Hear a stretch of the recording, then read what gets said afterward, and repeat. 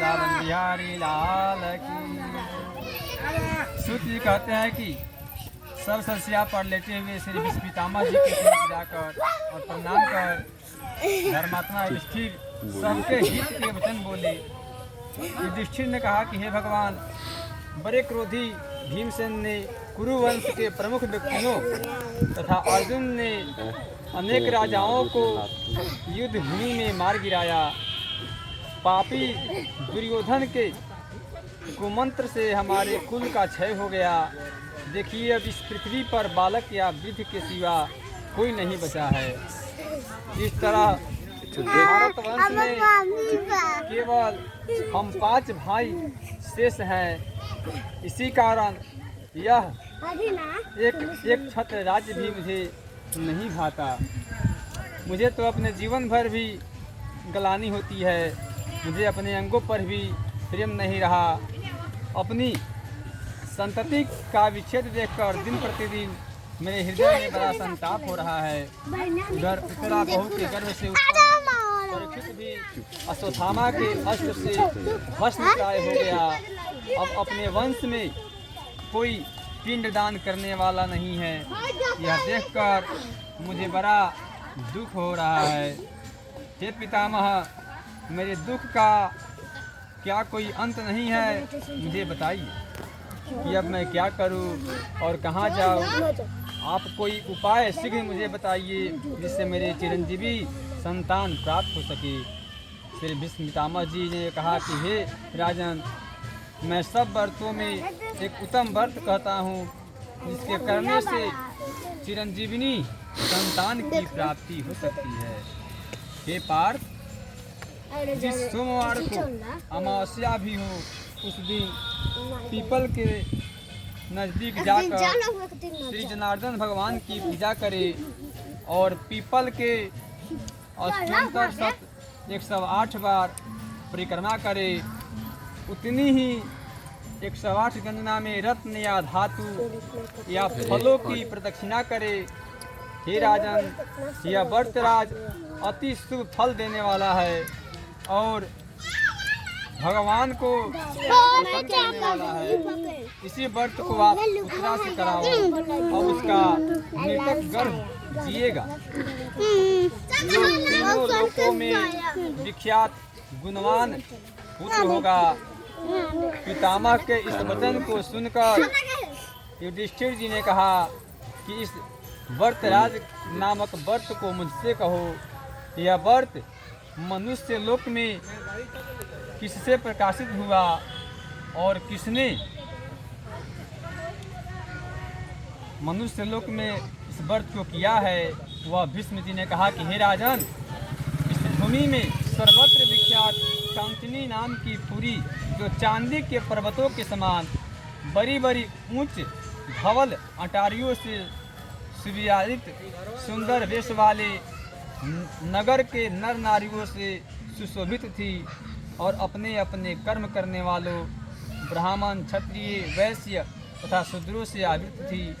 वह नगरी रूप तथा चतुराई युक्त उत्तम वेश्याओं से अलंकृत मानो कुबेर की अलकापुरी और इंद्र की अमरावतीपुरी के समान थी और अग्नि देवता की तेजीवती पुरी के समान अनेक रत्नों से भरी पड़ी थी। उस पुरी में बड़ा पराक्रमी रत्नसेन नामक राजा रहता था। उस राजा के राज्य में एक देश स्वामी नामक ब्राह्मण रहता था। उस ब्राह्मण की अति सुंदरी धनवती नाम की पत्नी थी। धनवती अपने नाम के अनुसार मूर्तिमती दूसरी लक्ष्मी थी। उस पत्नी से देवस्वामी के ही सदृश बड़े गुणी 7 पुत्र और गुणवती नाम की एक कन्या हुई। उन 7 पुत्रों का विवाह हो गया और वे आनंद से अपनी अपनी पत्नियों के साथ विहार करने लगे। गुणवती कन्या अपने अनुरूप पति चाहती थी। इसी बीच एक ब्राह्मण एक दिन उसके घर पर भिक्षा के लिए आया। वह अपने ब्रह्म तेज से मूर्तिमान अग्नि के समान तेजस्वी था। वह भिक्षुक ब्राह्मण ने द्वार पर आकर आशीर्वाद प्रदान किया। उसकी मधुर वाणी सुनकर देवस्वामी की 7 पुत्र वधुएं ब्रह्मवश अलग अलग भिक्षा लेकर आई और उन्होंने अलग अलग भिक्षा उस ब्राह्मण को दिया। भिक्षा के बदले उस भिक्षुक ने उन स्त्रियों को सदा सौभाग्यवती भव कहकर आशीर्वाद दिया। धनवती ने अपनी कन्या गुणवती को भिक्षा देने को भेजा। गुणवती ने आकर प्रस्थान के लिए उधत भिक्षुक को रोककर भिक्षा दी, तो भिक्षुक ने गुणवती को भी आशीर्वाद देते हुए कहा कि हे शुभे, हे धर्मवती हो। आशीर्वाद सुनकर गुणवती अपनी माता के पास गई और कहा कि माता जी, भिक्षुक ने मुझे धर्मवती होने का आशीर्वाद दिया है। इस बात पर गुणवती की माता अपनी पुत्री गुणवती के साथ लेकर भिक्षुक के पास आई और गुणवती से उस भिक्षुक को प्रणाम करवाया।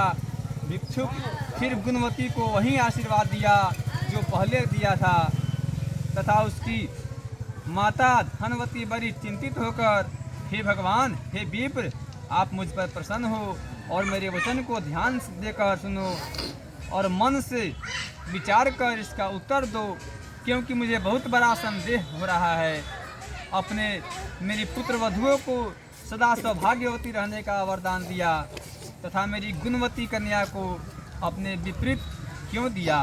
हे भद्रे, तुम सदा धर्मवती हो, मुझे यह बार बार अपने दिया है, परंतु इसे आपने सदा सौभाग्यवती होने का वर नहीं दिया। विप्र, इसका कारण आप मुझे बताइए, मुझको बड़ा संदेह हो रहा है।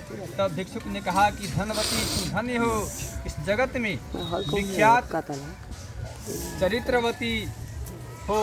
देखो, गुणवती को मैंने जो आशीर्वाद दिया है सो उसके योग्य, क्योंकि तेरी गुणवती को सप्तपदी पढ़ते समय ही वैधव्य प्राप्त होगा। इसे सदा धर्मचारण करना पड़ेगा। इसी से मैंने इसे यही वर दिया है कि तू सदा धर्मवती होगी। यह कथा सुनकर धर्मवती को बड़ा चिंता हुई। उसने उसे पुनः प्रणाम करके प्रार्थना की कि हे विपेंद्र, आप इसके प्रतिकारक उपाय भी अवश्य जानते होंगे, सो हे दयानिधे, मुझे दया करके कोई उपाय बता दें। तब भिक्षुक ब्राह्मण ने कहा कि जब कभी तेरे घर सोमा आवे तब हे सुंदरी, उस सोमा को विधिवत पूजन करने से ही तुम्हारा वैधव्य दोष दूर हो जाएगा। धनवती ने कहा कि हे देव, सोमा कौन है, कौन जाती है और वह कहाँ रहती है, और क्यों उसके आने मात्र से ही वैधव्य दोष नष्ट हो जाएगा। हे महाभाग, मुझे यह बतावे, अब विलंब करने का समय नहीं रहा। यह सुनकर भिक्षुक ब्राह्मण कहा कि अच्छा सुनो, सोमा जाति की धोबिन है और सिंघल द्वीप की निवासिनी है, और यदि वह तेरे घर में आएगी तो वैधव्य दोष भंग हो जाएगा। इतना कहकर ब्राह्मण भिक्षुक भिक्षा के लिए अन्यत्र किसी घर को गया। तब धनवती ने अपनी पुत्री को से कहा, ये पुत्रों, तुम्हारी बहन गुणवती का सोमा का आगमन से वैधव्य दोष दूर हो जाएगा। सो इसके पिता की भक्ति तथा माता के वचन का ध्यान हो, वो अपनी बहन के साथ लेकर सोमा को लाने के लिए जाए। पुत्रों ने कहा कि हे माता, तुम्हारे अंतःकरण का भाव जान लिया है। तुम्हारा हृदय पुत्री के स्नेहवश व्याकुल है। यही कारण है कि तुम पुत्रों को सोमा के लाने के लिए दुर्गम स्थान में भेज रही हो, क्योंकि उस मार्ग में 100 योजन विस्तृत दुर्लभ दुस्तर समुद्र पड़ता है। उस पार करके जाना आना साधारण काम नहीं है। हम वहाँ जाने में सर्वथा असमर्थ है। देव स्वामी ने कहा कि मैं 7 पुत्रों का पिता होकर भी निपुता हूँ। अच्छा, कोई मत जाओ, मैं स्वयं सिंघल द्वीप जाऊँगा। उस पुत्री का वैधव्य विनाश करने वाली सोमा को जैसे बनेगा लाऊंगा। कुपित पिता देव स्वामी के वचन सुनकर उसी समय शिव स्वामी नाम की सबसे छोटे पुत्र ने कहा कि पिताजी, आप इस तरह कुपित न हो और ऐसा वचन मत कहे। भला मेरे रहते सिंघल द्वीप जाने का कोई दूसरा समर्थ नहीं हो सकता है। सो आप क्रोध त्याग दे, मैं ही गुणवती बहन के साथ लेकर सिंघल द्वीप जाऊंगा। ऐसा कहकर शिव स्वामी उठा और पिता को प्रणाम करके अपनी बहन गुणवती को साथ लेकर सिंघल द्वीप को चल पड़ा। वह बहुत दिनों से जाकर समुद्र के तीर पहुंचा और समुद्र के पार करने के लिए शिव स्वामी ने अपनी प्रयत्न किया। श्री स्वामी ने अपने समीप में ही एक बड़ा भारी वट वृक्ष देखा। उस वृक्ष के खोते में गिद्ध के बच्चे रहते थे। उसी के नीचे बैठकर श्री स्वामी और गुणवती ने वह 3 दिन बिता दिया। उसी समय वह गिद्ध बच्चों के लिए चारा लेकर आया, उन बच्चों को चुगाने लगा। इस पर दिन सावकों ने गिद्ध से चारा न खाया और चिंताकुलित मन वाले बच्चों से गिद्ध ने कहा कि हे पुत्रों, तुम भूखे होकर भी आज चारा क्यों नहीं चुग रहे हो? तुम्हारे लायक कोमल और ताज़ा मांस लाया हूँ, फिर भी तुम मांस नहीं खाते। तब बच्चे ने कहा कि सुनिए पिताजी, आज वृक्ष के नीचे 2 मनुष्य बैठे हैं, उनके खाए बिना हम भला कैसे भोजन कर लें? बच्चों के वचन को सुनकर गिद्ध का हृदय भर आया और उन दोनों के पास आकर उसने कहा कि हे श्रेष्ठ, तुम्हारा काम हो गया, मैं स्वयं तुम्हारा काम करूंगा। जो काम हो सो कहो और कुछ भोजन करो। श्री स्वामी ने कहा कि मैं इस समुद्र के पार सिंघल द्वीप के जाना चाहता हूँ और यही इच्छा है कि इस गुणवती का वैधव्य नष्ट करने वाली सोमा चली आवे। वह गिद्ध बोला कि मैं कल प्रातः काल ही तुमको इस समुद्र के पार पहुँचा दूंगा और सोमा नाम वाली धोबिन को घर में भी सिंघल द्वीप में दिखा दूंगा। तब रात्रि बीतने और सूर्य के उदय होने पर उस बेगवान गिरिधराज ने श्री स्वामी तथा गुणवती को समुद्र के पार ले जाकर पहुंचा दिया। वे दोनों सिंघल द्वीप में जाकर सोमा नाम की रजकी को घर के समीप ही टिक गए। तब उसे वे दोनों नित्य प्रातःकाल समय सोमा के आंगन को झाड़ बुहार कर लिपने लगी। इस प्रकार प्रतिदिन बुहारी देते और लिपते लिपते 1 वर्ष का समय बीत गया। एक दिन सोमा अपनी पतोहू तथा पुत्रों को बुलाकर पूछा कि यहाँ आंगन में कौन साफ कर जाता है और लिप जाता है, मुझको बतलाओ। तब ये बोले कि हमने तो कभी बुहार नहीं लगाई, कभी लिपा नहीं। यह सुनकर सोमा को बड़ा आश्चर्य हुआ। इस बात की बहुत कुछ तलाश की। तब एक दिन रज की सोमा ने प्रातः काल के समय ब्राह्मण की पुत्रों को आंगन में झाड़ू लगाते और उसी दिन उसके भाई को आंगन में गोबर से लिपते हुए भी देखा। तब सोमा ने उनसे पूछा कि तुम कौन हो? उन्होंने उत्तर दिया कि हम दोनों ही ब्राह्मण हैं। तब सोमा ने कहा कि हाय हाय, ऐसा कहकर तुमने मुझे भस्म कर दिया। तुम दोनों ब्राह्मण होकर भी मेरे घर में झाड़ू लगाते और लिपते हो। हाय, मैं इस पाप से कौन सी गति पाऊंगी, क्योंकि मैं तो जाति की धोबिन हूँ और आप ब्राह्मण हैं। तुम ब्राह्मण होकर मेरे घर में बुहारी देते हो या नीति विरुद्ध काम तुम क्यों करते हो? श्री स्वामी ने कहा कि वह मेरी गुणवती नाम की सुमध्यमा बहिन है, इसके भावर पढ़ते ही वैधव्य होना लिखा है। तो तुम्हारे समीप होने से इसका वैधव्य दोष नष्ट हो जाएगा। अतएव मैं अपनी भगनी गुणवती को लेकर तुम्हारी सेवकाई करने के यहाँ आया हूँ। सोमा ने कहा कि बस अब तुम आज से यह काम मत करो, मैं तुम्हारी आज्ञा से जहाँ तुम कहोगे वहाँ चलूँगी, तुम्हारी इच्छा पालन करूँगी। ऐसा कह घर में जाकर सती सोमा ने अपनी पतोहुओं से कहा कि मैं यहाँ इसके साथ जा रही हूँ। आज से यदि कोई भी प्राणी मेरे राज्य में मरे तो तुम उसकी रक्षा करना। जब तक मैं ना आ जाऊँ तब तक किसी को कहने से अग्नि में जलाना नहीं। उसके पुत्र वधुओं ने अपनी सास की बात को स्वीकार कर सोमा वहाँ से चल दिया। महासागर के पास आई और उसने क्षण भर में समुद्र के पार पहुँचा दिया। तदनंतर स्वयं आकाश मार्ग से उड़कर क्षण भर में समुद्र के पार कर गई। तब वे तीनों एक निमिष में कांचनपुरी में आ पहुँचे। तब धनवती ने सोमा को आई हुई देखकर प्रसन्न मन से पूछा। इसी बीच में श्री स्वामी ने देशांतर से अपनी भगनी के घर की इच्छा पाने से उज्जैनी नाम की नगरी में चल गया। वहाँ से देव शर्मा ब्राह्मण का पुत्र रुद्र शर्मा ने बड़ा गुनी तथा अपनी बहिन गुणवती के वर को हेतु लाया। तब रज की सोमा के समक्ष गुणवती का रुद्र शर्मा के साथ विवाह होने लगा। तब सुंदर नक्षत्र तथा सुंदर लग्न से देशवा स्वामी ने रुद्र शर्मा को अपनी कन्या दान कर दी। तदनंतर जब से विवाह मंत्रों से अग्नि में हवन किया जा रहा था तो भोर पड़ते ही गुणवती का वह रुद्र श्रम मर गया। यह दशा देखकर घर के सभी लोग रोने लगे। घर पर सोमा की कुछ आकुलता नहीं हुई और वह उन लोगों को रुदन से बड़ी कोलाहल मच गई। तत्काल उस सोमा रजकी ने गुणवती के लिए व्रतराज का पुण्य का संकल्प करके उसे दे दिया, जो कि अपमृत्यु का विनाशक था। उस वर्तराज के प्रभाव से रुद्र शर्मा तुरंत सोए हुए समान जग उठा। इस प्रकार उसका विवाह कार्य समाप्त हुआ तथा वर्तराज का उपदेश देकर उसने धनवती की आज्ञा मांगी। इस प्रकार सोमा धोबिन मरे हुए उस ब्राह्मण को जिलाकर हर्ष से मनोरथ पूर्ण होकर अपने घर को लौट गई। इसी बीच सोमा के घर में पहले उसके पुत्र मरे, बाद को उसके स्वामी मर गया और उसके पश्चात उसका दामाद स्वर्ग से धार गया। सोमा के आने के बाद ही सोमवार युक्त अमावस्या तिथि आ पहुंची, जो मृत संजीवनी तिथि कहलाती है। इस समय सोमा ने कहीं जल की समीप खड़ी एक वृद्ध स्त्री को देखा जो रुई के बोझ से दबी जा रही थी। वह बड़ी दुखी होकर बुरी तरह रो रही थी। उस वृद्धा ने सोमा को देखकर कहा कि बेटी, मेरे सिर पर से रुई की भार को उतार लो, मैं इसको बोझ से दबी जा रही हूँ और इसी से रोती हूँ। सोमा ने कहा कि हे वृद्धे, आज तो एक अमावस्या तिथि है और दूसरा सोमवार भी है, इसलिए आज के दिन मैं रुई नहीं छूंगी। मेरा आज के दिन का यह नियम है कि उसी जगह एक मूलियों का बोझ लिए जाती हुई अन्य स्त्री को भी सोमा ने देखा। सोमा को देखकर इस मूली वाली ने भी कहा कि मैं इसको बोझ से दबी जा रही हूँ, मेरा बोझ उतार दो और तनिक मेरे पास खड़ी हो जाओ, मैं तुम्हारे संग चलूंगी। सोमा ने कहा कि क्या तुमने नहीं मालूम कि आज सोमवती अमावस्या का दिन है, तो मैं आज के दिन मूली और तूल का भी स्पर्श नहीं करूंगी। इसके बाद पीपल के वृक्ष तले पहुंची और नदी के तट पर तीर्थ स्नान करके उसने शक्कर से भगवान विष्णु का पूजन किया।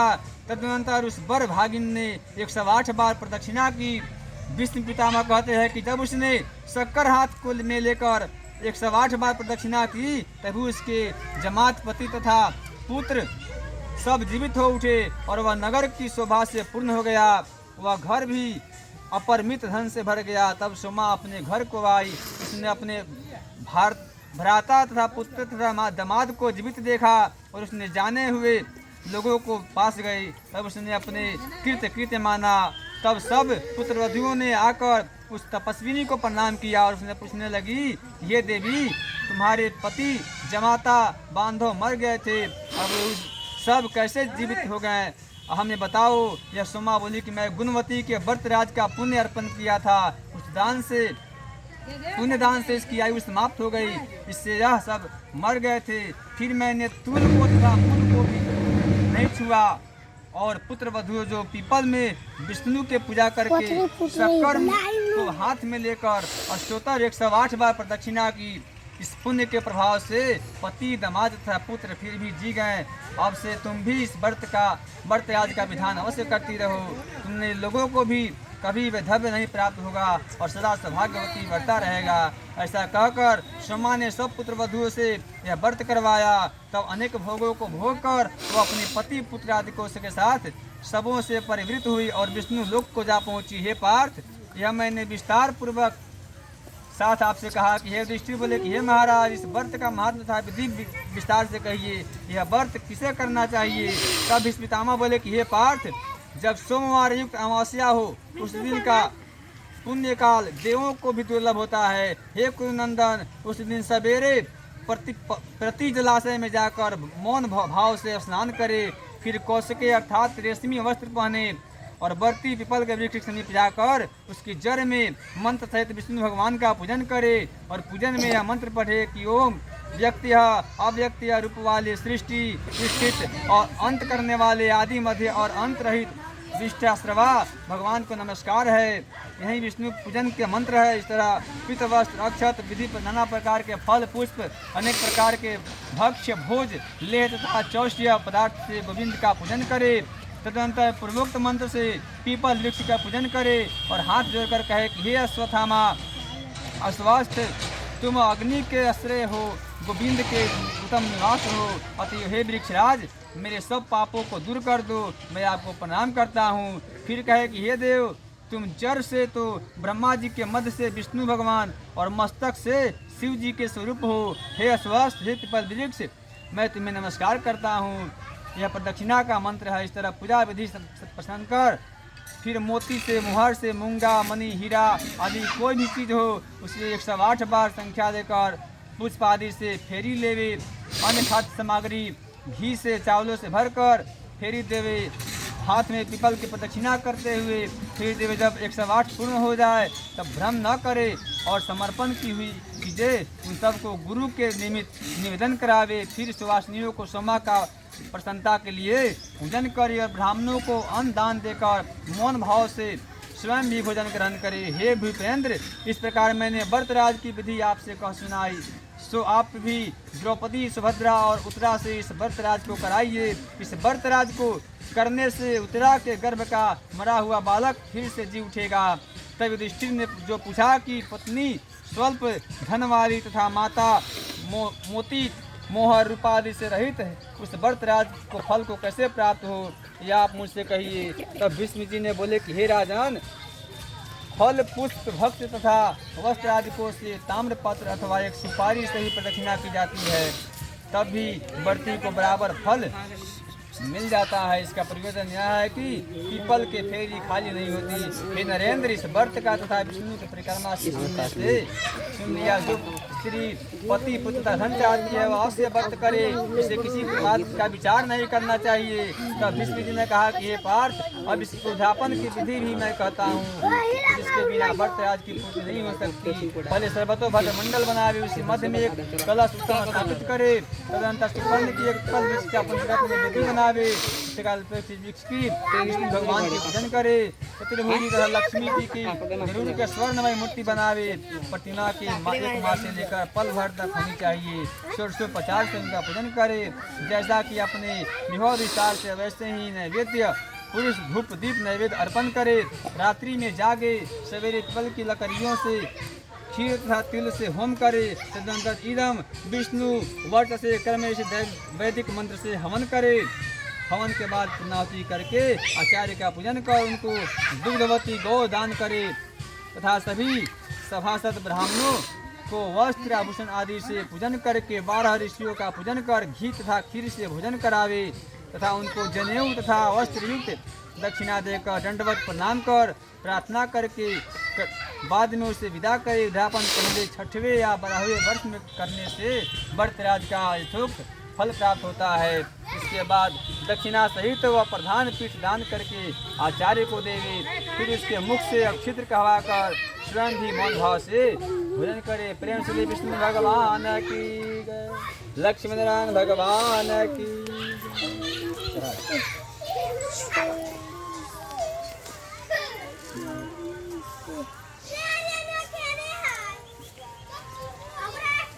हो गया आरती।